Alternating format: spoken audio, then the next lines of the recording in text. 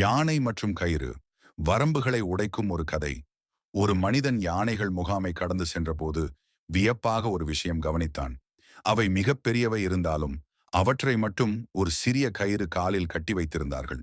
அவைகளுக்கு சிறை இல்லாமல் சங்கிலிகளும் அணிக்கப்படாமல் இருந்தன.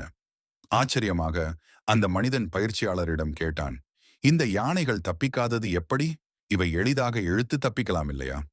பயிற்சியாளர் சிரித்துக்கொண்டு சொன்னார், இவை குட்டியாக இருக்கும்போது இதே சிறிய கயிறு கட்டுவோம். அப்பொழுது அது போதுமானதாக இருந்தது. அது முறிய முயன்றாலும் அதற்கு சக்தி இல்லை. பலமுறை முயற்சி செய்த பிறகு அது முடியாது என்று நம்பிவிட்டன. இப்பொழுது பெரியதாக வளர்ந்த பிறகும் அந்த நினைப்பிலேயே இருப்பதால் மீண்டும் முயற்சிக்காது.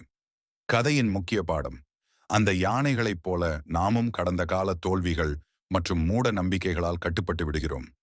ஒரு முறை தோல்வி அடைந்தால் அதை மறுபடியும் முடியாது என நினைக்கிறோம். ஆனால் உண்மையில் நாம் நினைப்பதை விட பலமாக இருக்கிறோம்.